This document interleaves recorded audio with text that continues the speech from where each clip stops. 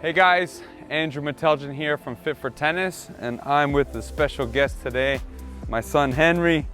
We're going to be showing you guys what's important on the forehand.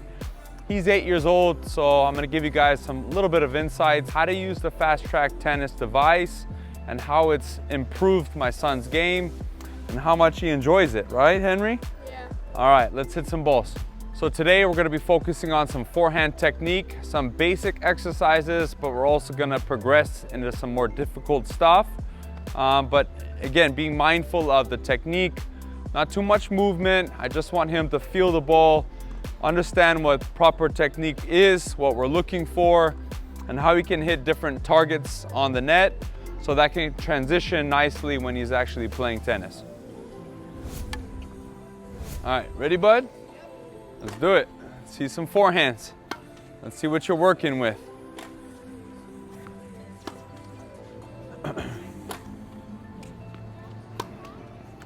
Let's just go right down the middle right now. Okay, right down the middle. Good.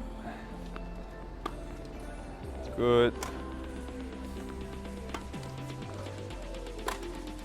So one of the first things that I'm going to be looking for and what I want to kind of do with my junior players or my son is making sure that we're having, you know, a somewhat of a good neutral grip,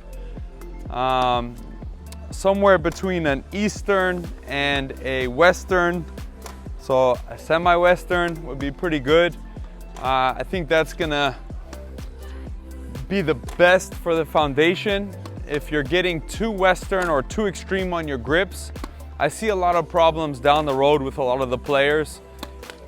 And since he's constantly growing, new things are kind of going his way, you know, he's developing essentially. So a lot of things that as coaches, as parents, as players have to be mindful of as things don't get too extreme and we're sticking to the basics. So right now, Henry sometimes has a little bit of an issue of his grip going to the side and getting a little bit too Western, which could cause him a lot of problems later on.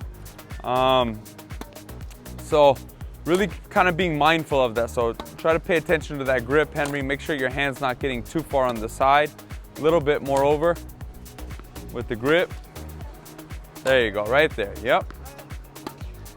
There you go.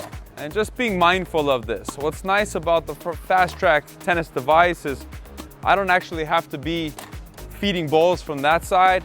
I can kind of monitor him and give him sort of direct feedback right here, which is really nice to have. Let's do a few more here. Good. Okay, watch your grip. Make sure it's not sliding. Good. Okay, now the next thing that I want to be mindful of is making sure that the stroke production, the racket path is actually doing everything that we want it to do.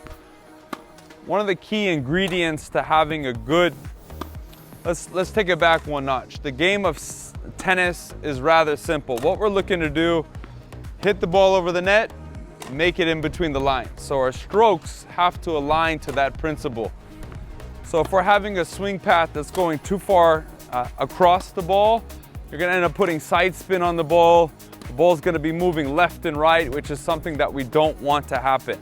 We want the ball to be staying up, down, and up. So remember that the court is a rectangular shape. So if we're swinging this way, it may work if the court was a shape of a circle, but it's not. So we got to have that stroke stay consistent with his racket tip when he's turning facing up north.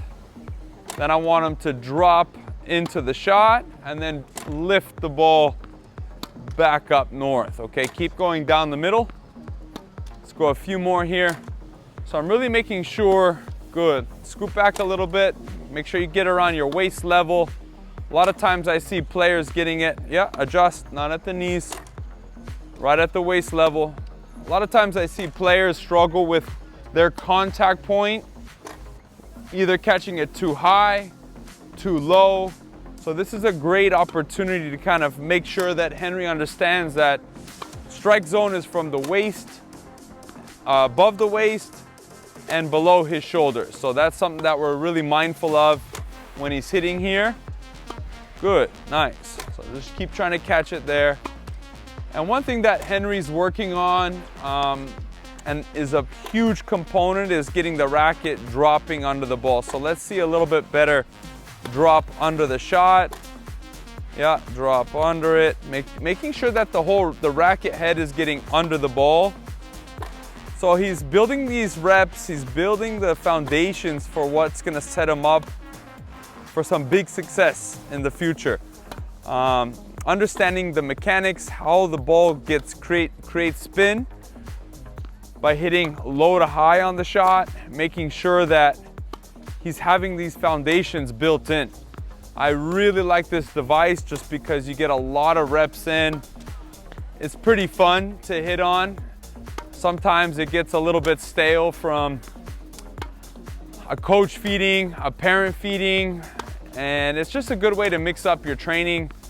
You could use this, if you have rainy days. It's been a few days. We've had a few days of rain here in usually sunny California, but it has been raining here the last few weeks, few months, a little bit more. So it's a great way to utilize a tool like this when it's raining. Some players don't have an option to have a practice partner before tournaments.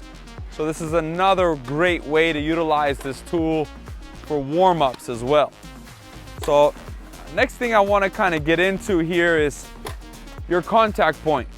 So making sure that the contact point is he's catching it out in front, he's got proper spacing, and that's gonna allow him to transfer his weight into the ball quite well.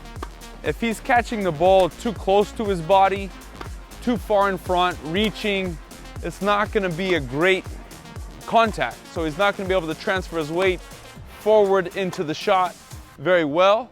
So I like to monitor that. If I'm over here, I can clearly see that he's catching the ball slightly in front of his body.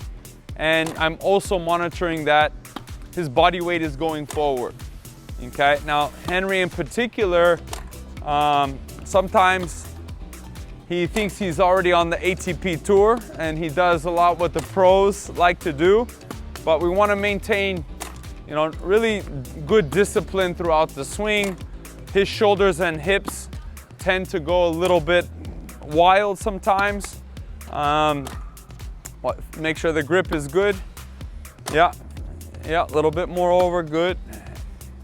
So making sure that the hips and the shoulders are not going, I don't want the hips and the shoulders to go left all the way to that side. I want his shoulders and hips to be a little bit more controlled and to go forward into his shot, which is very important, again, to being able to hit quality shots. Okay, weight transfer, right? So that's super important. So let's see a few here with the nice controlled shoulders and hips, Henry. So yep, good. And again, if you're making contact in front in the right spot, that's gonna allow you to actually have correct weight transfer. Not only am I checking if he's catching it in front at the right position, I'm also gauging, is he having proper spacing on the side? Or is he making contact too close to his body, really restricting his racket and his body movement? So this looks good. He looks like he's able to transfer his weight quite well, and he's doing a wonderful job here. Good. Just keep getting the racket under the ball, Rocket. Good. Rocket is his middle name. Good. Yeah. Let's go. Keep going down the middle. A couple more. That's a lot of balls already, huh, bud? Yeah, probably a little more, but good. So, good job. There you go. Nice. Last few. Good. Good. And sometimes, He's been playing a lot of tennis. He's fortunate that he has a father who, you know, runs a fitness app and also a tennis academy. Many players out there don't have that ability. So sometimes we need to have a little bit even more solid on the foundation, even more structure here. So Henry, I want you to hold the finish and really hold your balance. Yes, good. Hold the finish. Yes. And it's important for players, parents, and coaches to understand regression and progression, so we can always go in between. Some days we need to regress and have him hold it, really hold it. Give me 5 where you're holding. Yep. And 5, scoot back a little bit so you're not catching it at shoulder height. Yep. Hold it. Yep. Hold the balance. Hold the stroke. Good. Nice clean contact. Good. And then we're trying to make sure that he's stable. When he's holding the finish, I want to see that his body is stable and he can hold it. So balance. Again, we're building foundations here. At this age, even for the next few years, even probably all the way up, definitely probably all the way up to his hopefully professional career, you know, things are constantly changing. And this being a forehand side, it's very, very common for the forehand side to be a little bit more wild than the backhand if you have a two-handed backhand, because kids at this age are a little bit stronger. And again, they're still developing, so forehand with the single arm can always get a little bit tricky, okay? So let's do like 10 big forehands here. Let's just go fun. Let's go after it. There you go, nice. Go, good, let it out. Yes, hit that target. Yes, 3, keep your racket head. Yes, under the ball. Go. Good. 4. Contact point. 5. Good. Go. 6. Good. 7. Good. 8. Good. 9. Last one. And 10. All right. Great job, bud. Excellent forehands.